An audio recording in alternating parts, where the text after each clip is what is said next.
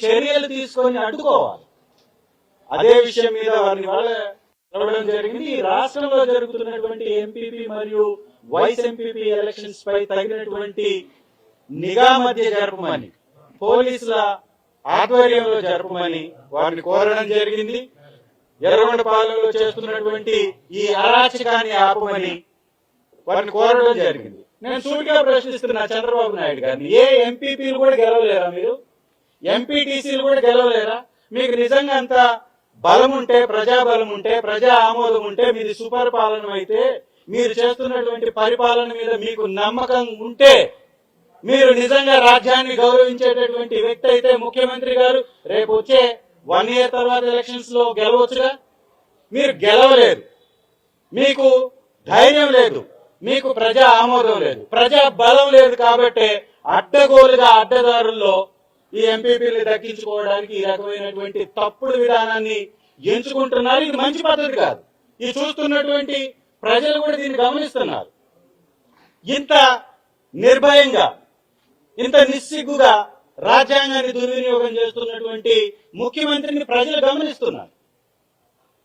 ఏ విధంగా మీకు ఇక్కడ గెలిచే అవకాశం ఉంది?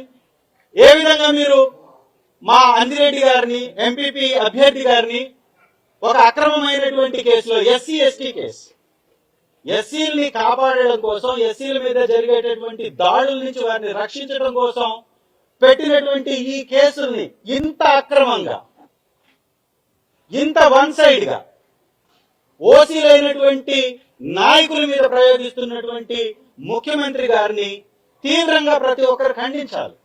వారి విధానాన్ని ఖండించాలి.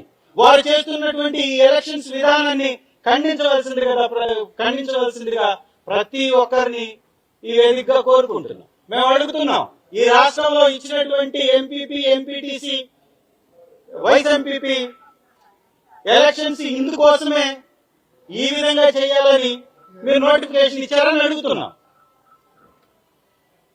రాజ్యాంగబద్ధంగా నడిపేటటువంటి ధైర్యం మీకు లేదా అని అడుగుతున్నాం. ఇవాళ చాలా స్పష్టంగా అన్ని వివరాలు పొందుపరుస్తూ ఎలక్షన్ కమిషన్ వారికి వివరాలు అందించడం జరిగింది. త్రిపురాంతక మండలంలో ఉన్నటువంటి ఎంపీపీ విషయంలో కానీ, పుల్లల చెరువులో ఉన్నటువంటి వైస్ ఎంపీపీ విషయంలో కానీ తగిన విధంగా సెక్యూరిటీ భద్రత మధ్య మా ఎంపీటీసీల మీద కూడా ఈ పోలీసులు వ్యవహరిస్తున్నటువంటి తీరు పట్ల, పోలీసుల్లో మరీ ముఖ్యంగా పోలీస్ స్టేషన్ లో ఉన్నటువంటి ఎస్ఐలు, సిఐలు, వీరికేం పని? ఎలక్షన్స్ లో మీరు ఎలా ఇన్వాల్వ్ అవుతారు? వీరి ఫోన్ల నుంచి వీరి బంధువులకు కానీ, ఎంపీటీసీ సభ్యులకు కానీ ఫోన్లు ఎందుకు చేస్తున్నాను నేను వివరాలతో సహా మీకు ఇస్తాను. ఏ ఎస్ఐ ఎంపీటీసీకి ఫోన్ చేసి పిలిపించాడు? ఏ సిఐ ఎంపీటీసీని బెదిరించాడు? ఏ సిఐ ఎంపీటీసీకి కేసు కడతానని చెప్పేసి దుర్భాషలాడాడు? ఎవరిని పోలీస్ స్టేషన్ కి పిలిపించి బెదిరించారు? ఈ వివరాలను కూడా పొందుపరిచి ఇచ్చాం మేము. ఈ విధమైనటువంటి దుర్మార్గం చేస్తున్నటువంటి ఈ కూటమి ప్రభుత్వాన్ని ప్రజలు చీత్కరించుకుంటున్నారు. ఈ విషయం మీద ప్రజాస్వామ్యవాదులు కూడా పెద్ద ఎత్తున ఈ విధానాన్ని ప్రశ్నించాలి, వ్యతిరేకించాలి.